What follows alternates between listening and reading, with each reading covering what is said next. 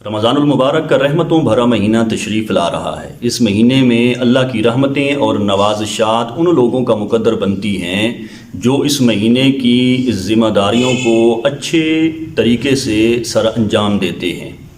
رمضان المبارک کی جو ذمہ داریاں ہیں ان کو اچھے طریقے سے انجام دینا، ان کی ادائیگی کر کے ہم روزوں کی برکات اور ثمرات سے مستفید ہو سکتے ہیں۔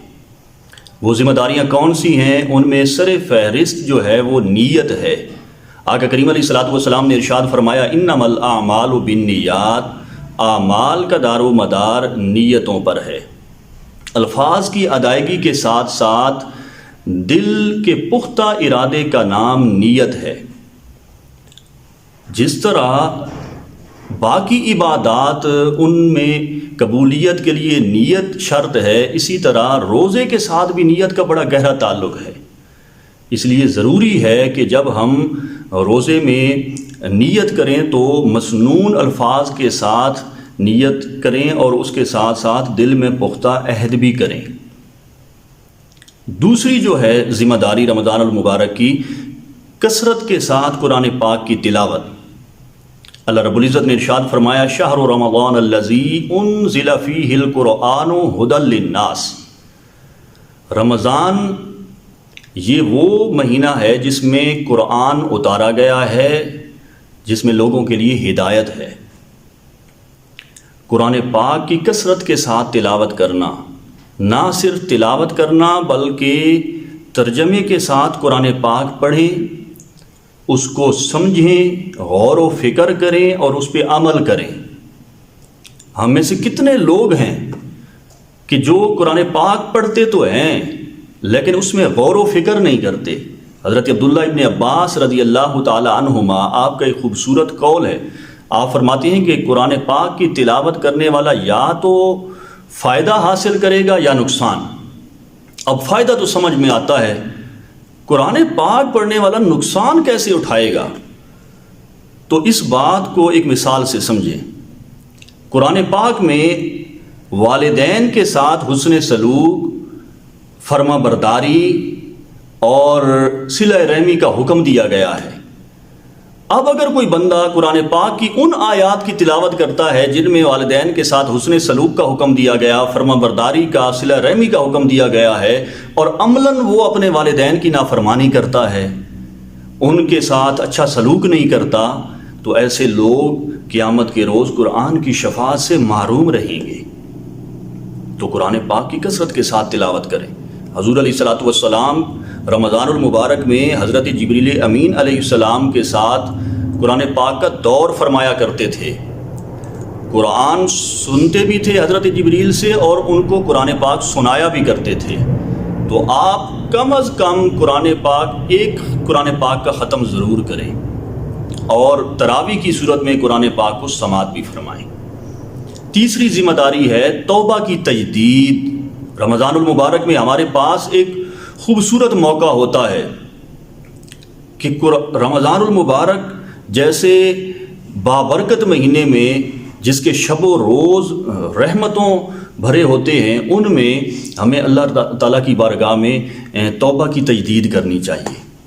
حضرت عبداللہ ابن عباس نے بڑی خوبصورت بات فرمائی۔ آپ فرماتے ہیں کہ معصیت یعنی گناہ دل کی تاریکی، چہرے کی سیاہی، لوگوں کے دلوں میں بغض اور رزق کی تنگی کا باعث بنتا ہے، اور فرمایا اطاعت الہی اور اطاعت رسول، چہرے پہ نور، دل میں روشنی، مخلوق خدا کے دلوں میں محبت اور رزق میں فراوانی کا باعث بنتا ہے۔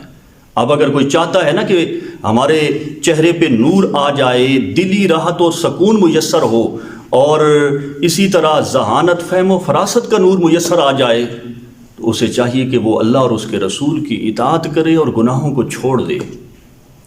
بڑا خوبصورت موقع ہوتا ہے رمضان المبارک میں کہ ہم توبہ کی تجدید کریں، اللہ سے اپنے گناہوں کی معافی مانگیں اور صدق کے دل کے ساتھ رب ذوالجلال کی بارگاہ سے اپنے گناہوں کی معافی مانگیں، توبہ کریں۔ اور یہ بھی یاد رکھیں، حضور علیہ الصلوۃ والسلام کی حدیث مبارکہ ہے، رمضان سے لے کر اگلے رمضان تک نماز سے لے کر اگلی نماز تک، جمعہ سے لے کر اگلے جمعہ تک، یہ جو درمیانی وقت ہے اس میں جتنے بھی صغیرہ گناہ کیے جاتے ہیں ان کو مٹا دیا جاتا ہے۔ صغیرہ گناہوں کی تخصیص کر کے گویا کہ اس بات کو بتایا جا رہا ہے کہ جو بندہ کبیرہ گناہ کا مرتکب ہوگا، کبیرہ گناہ اس وقت تک ان سے معافی نہیں ہے جب تک صدق دل سے توبہ نہ کر لی جائے۔ ایک لمبی فہرست ہے کبیرہ گناہوں کی، سر فہرست ماں باپ کی نافرمانی ہے، زنا ہے، چوری ہے، اسی طرح ایک لمبی فہرست ہے۔ اللہ تعالیٰ ان گناہوں سے ہمیں بچنے کی توفیق عطا فرمائے۔ اسی طرح وقت کی اہمیت کا احساس، حضرت عبداللہ ابن عباس رضی اللہ تعالیٰ عنہ آپ ہی راوی ہیں، آقا علیہ الصلوۃ والسلام نے ارشاد فرمایا کہ دو نعمتیں ایسی ہیں جن میں لوگ بہت زیادہ کوتاہی کا ارتکاب کرتے ہیں، ان میں سے ایک صحت ہے اور دوسری فراغت ہے۔ اگر دیکھا جائے ہمارے معاشرے میں نوجوان نسل جن کو اللہ نے ہر دو نعمتوں سے نوازا ہے، ان کے پاس صحت بھی ہے، ان کے پاس فراغت بھی ہے، باوجود اس کے وہ اپنے ان دونوں نعمتوں سے غافل ہیں، کھیل کود میں وقت ضائع کریں گے، سیر سپاٹے میں وقت ضائع کریں گے اور اپنی جوانی کو اپنے ہاتھوں سے برباد کریں گے۔ اللہ تعالیٰ سے معافی مانگنی چاہیے، اس ذات کا شکر ادا کرنا چاہیے۔